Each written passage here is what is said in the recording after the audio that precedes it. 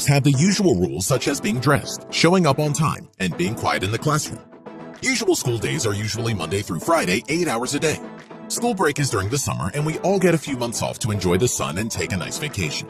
But things are not the same when it comes to other countries, and we found some strange rules in South Korea, which might make you happy you don't live there. Before we jump into the video, make sure you are subscribed and turn on notifications, so you will be the first to know when we release a new video. No shoes. You probably know about the Asian tradition of taking off your shoes before entering a home. Well, the shoe etiquette goes beyond the house and into the classroom when it comes to students in South Korea. Students and the school staff must remove their regular outdoor shoes and change into special school slippers before entering the school. Absolutely no one is allowed to wear street shoes of any kind in the school. The school does not provide slippers, and students and teachers are required to buy their own. It's probably understood that taking off your shoes before entering a house or a school is a show and sign of respect. If students forget their school slippers, they must walk around in their socks or go barefoot. If there is a school event where a lot of parents are invited, the school hands out blue shoe covers. Strange bathroom rules. Like all the other schools in the world, to go to the toilet, you just have to ask for a pass to leave the classroom. And in many countries, the school supplies all the stuff like paper towels or toilet paper. But South Korea has a different system.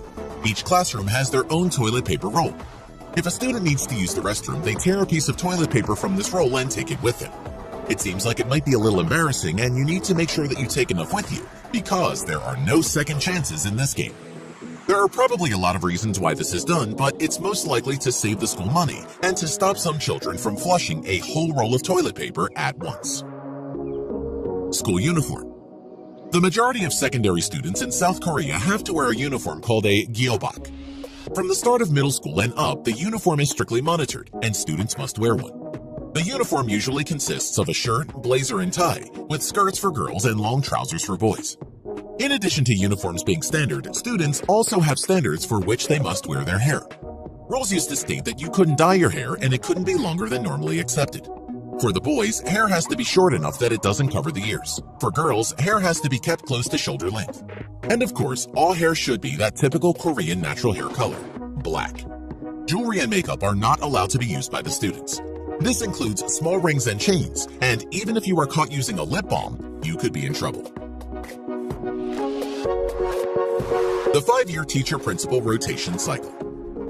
Teachers in South Korea don't end up staying at the same school, as most teachers in other schools and universities in places like the United States, for instance. After each 5-year term at the school, everyone, including the teachers, the vice principal, and even the principal of the school, go through a lottery-type system and have to change schools. This was done to give the staff a chance to work at many different schools. There are schools which have a bad reputation and some schools that aren't so bad. In fact, there are model schools in South Korea where teachers want to teach at and have high-performing students, and end up being a much better facility to work at.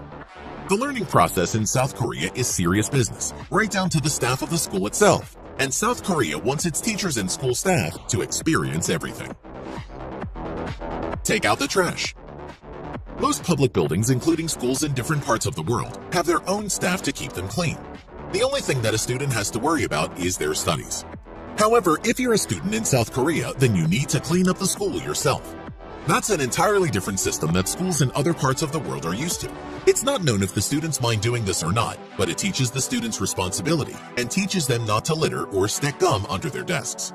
Students are required to sweep and vacuum the floors, then dust and take out the trash.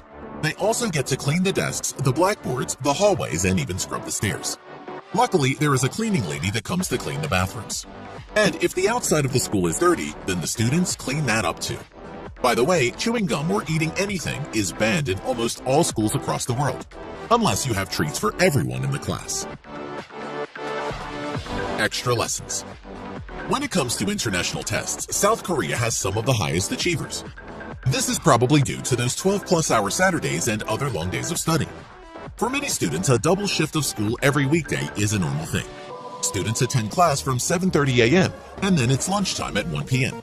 At 5 p.m., school ends and self-study or special classes begin. At 7 p.m., there is dinner at school for 1 hour, and at 8 p.m., self-study continues. At 10 p.m. at night, if you are not among the top performers in the school, then you leave at this time. Some students then go to a private after-school tutoring program, and the top performers stay at school, and most of these students actually live at the school in a dorm. Those students stay in self-study. At 12 a.m., non-boarders go home and continue self-study. Those living at the school go to group areas in their dorms and continue to self-study. Teachers who live in the dorms force the students to stay awake. It is said that some students hang out windows so that falling asleep means falling to the concrete. Sleeping in class. One needs to wonder if it's actually allowed to sleep during classes in South Korea. A survey was conducted that found 1/3 of students in South Korea sleep during class. In fact, it's a normal thing to see 10 to 30 students passed out on their desks and some fast asleep. Apparently, teachers don't do anything to stop this, and it's not because the students are lazy. It's those 12-hour school days, 6 days a week, giving most students less than 6 hours of time to sleep. But these students only need to attend the special classes that come after the regular classes. It's no surprise to see some students sleeping during these morning to afternoon classes. No homecoming events. In U.S. high schools, there is a dance at the end of the high school year called a promenade dance, or as it's sometimes called, homecoming, where students get dressed up nice, get a date, and head to what many say is one of the most important and memorable times of the end of your high school year. It's kind of a junior-senior dance, but it's usually called the senior prom. At this last dance of the year, a prom king and queen are named, and it's supposed to be a really big deal for the student. Most countries have adopted this homecoming celebration and have their own prom. However, South Korea doesn't have anything like this. There are no special student societies that organize any such parties. In South Korea, the idea is to leave school to celebrate, and the rest of us can totally understand that.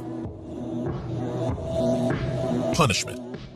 Every school has some type of punishment system for not doing what you're supposed to be doing, or when certain people such as troublemakers or bullies need to have some discipline.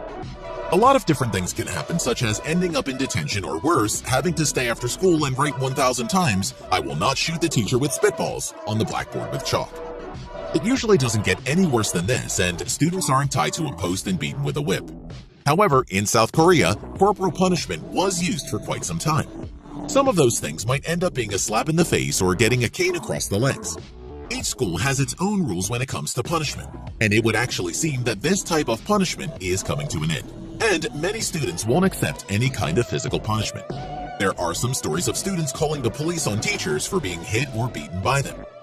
It is not known if this type of punishment still exists, but some sources say it does.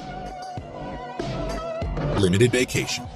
In most schools around the world, there is no school during the summer for many reasons. Some of those include the fact that it is way too hot to sit in the classroom and do schoolwork. And who wants to be stuck inside during beautiful summer days when there are better things to do, such as play on a beach or hang out with friends?